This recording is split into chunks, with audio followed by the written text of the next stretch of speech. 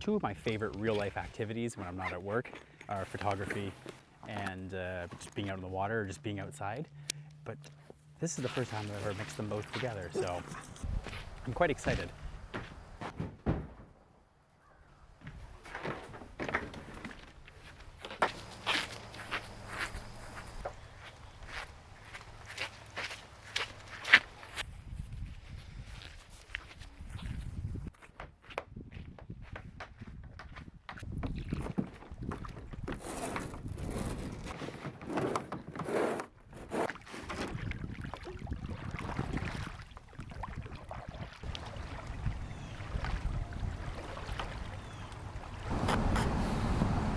I can't get over that. Look at these. Look at those reflections.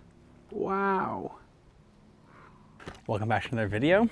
Tonight we are in my backyard, which also so happens to be a beautiful river. And this is the first time I've ever kayaked with my camera gear, so I am insanely nervous.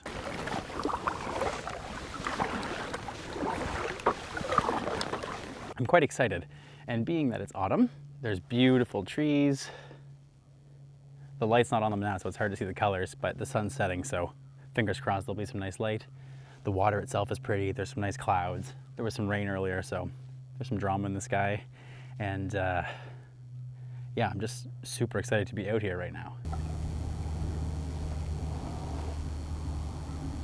So the first thing I'm gonna do, just before the sun totally starts setting, is, I don't know if you can tell, but there's a little patch of light over here on that side of the river, and the nice fall colors are being illuminated.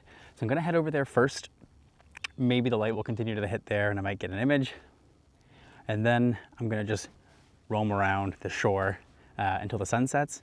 And when the sun sets, I'm gonna come right into the middle of the river because that's where you tend to get the best view of the setting sun. So that's the plan. Also, pretend there's some awesome drone footage right now. I had planned on doing that, but I don't like the DJI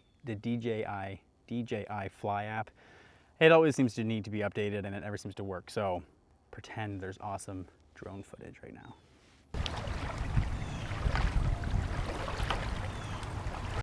Here's what I'll do. Since I can't really film myself while I paddle, because that's a two-handed operation, I really should have put a mount on my kayak. So I apologize for that. Next time I will. But I'll see if I can give you, you know, some nice footage as I paddle along. But what I've done to hopefully protect my camera equipment is it's in a dry pack, as you've seen, and then it's inside of a camera cube in the pack as well. So that should protect more than enough from any splashes. One thing I wish I had done was get some kind of an inflatable buoy or something, just that if I do drop my pack or my camera into the water, that I can get it again easily on the surface. But I don't foresee that being an issue. I don't want to jinx it, but I've never dunked a kayak, so fingers crossed. And then also, anytime I take my camera out of my bag, I put the wrist strap on. And thinking of it now, I guess I could have just put a shoulder strap or like a neck strap on my camera and kept it out the whole time, unless I was actively paddling. So food for thought for next time, but I'm just chasing some light, and other than the beautiful reflections on the water, there's no light at the moment, and I'm worried that we won't get any before the sun dips below the horizon. So the sun is setting right over here, and right now it's totally covered in clouds, which isn't super promising for photographing fall colors, but it might yield some beautiful pink or orange clouds in the sky once it fully sets. So I'm just gonna hang out and see what I can see. At the moment, there's not much happening. I'll give you a full view of where I'm at.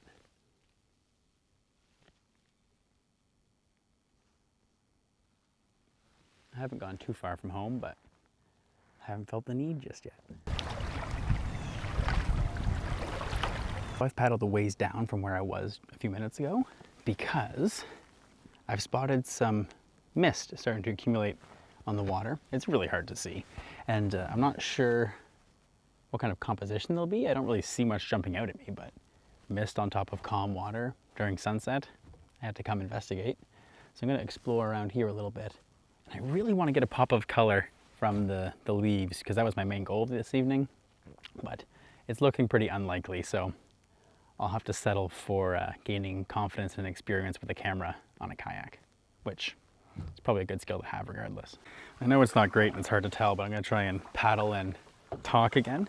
So right here, there's a pop of color. The mist, or yeah, I guess it's mist, or the haze is pretty thick right there.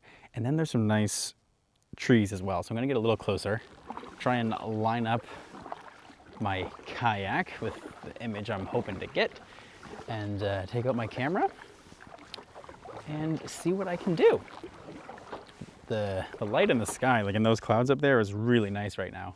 It's just a shame it's not casting anything over onto my right hand side, but that's all right. I can do some silhouetted trees, nothing wrong with that. So I just took my camera out of my bag, and one thing worth noting that I should have considered, you can't really see, but there's some haze on my lens, and I guess that's what happens when you put a camera in a dry pack. So note to self, maybe that's not the best idea. If you have any suggestions on how to keep your gear protected when you're out on the water, let me know, because I don't want to cause any damage, like moisture damage to my equipment, but I also don't want it to stay dry. So if you have any suggestions, leave me a comment.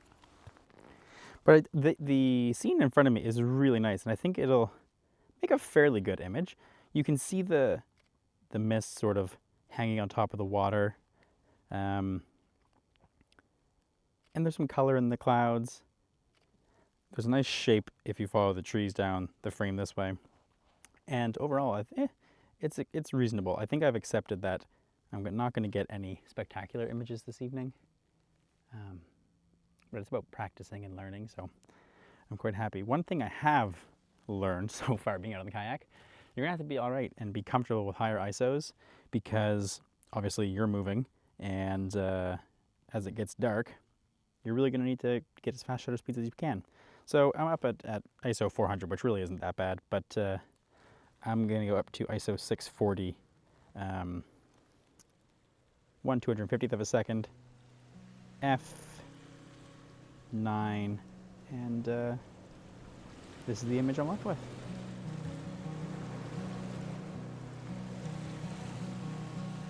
Why is it always that as the sun sets, all the clouds disappear? Earlier, this was all clouds when I first came out. Now, just these little clouds here. A little disappointing. There's some squirrels going crazy on shore. I doubt you can hear it, but they're having fun. Oh, there's some more color in the sky now. That's nice. Wow.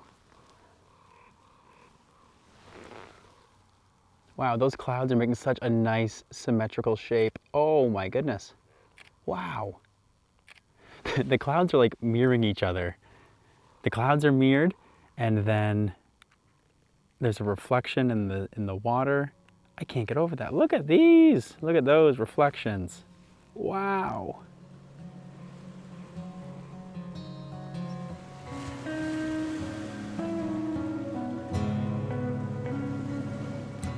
It's tough to get a good exposure that both shows the fog rolling in and then is exposed properly, because the fog needs like a really slow shutter speed to capture, just because it needs more time to be exposed.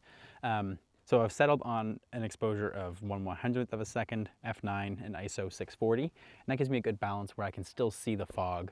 It's a fast enough shutter speed that everything is as sharp as can be, but also I get some color in the clouds. And wow, just like that, the colors, they're basically gone.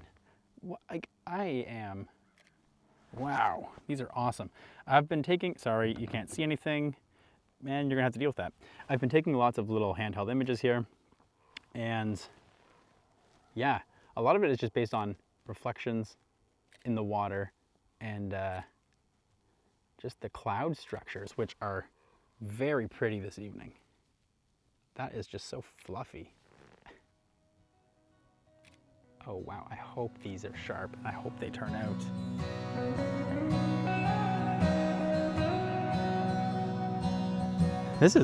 I'm having a lot of fun. I'm a little disappointed I didn't get any images of the fall colors, but really, I can't be that disappointed when I have such dramatic clouds. This is amazing.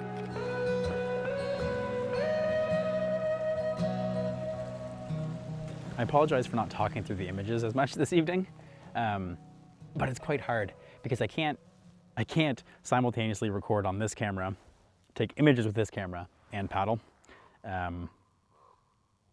So one thing had to go, and unfortunately it was the explanations, which I might regret because that's kind of the best part of my videos. Actually, I need to spin around very slowly and quickly. I'm not going to put my cameras away.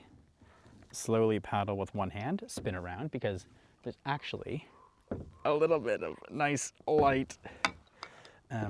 This is sketchy as fuck. There's some nice, well, it's not super nice light, but it's much more interesting now over here than it was before. And I'd really like to capture an image with the leaves. So I shall try that now. I think the exposure is going to be quite different. Let's see, what looks nice? So directly in front of me is where the nicest light is. Super simple. Bottom quarter of the image, water and reflections. Then in the middle is the tree line, and then the top quarter of the image is the trees, which I promise have nice fall colors. It's hard to see them, but I promise they're there.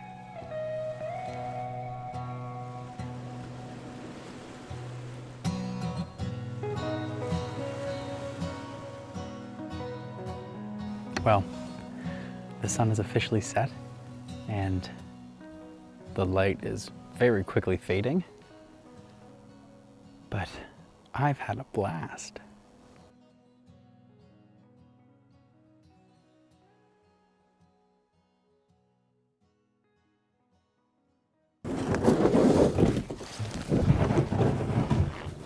Back on dry land, and yeah, you know the drill.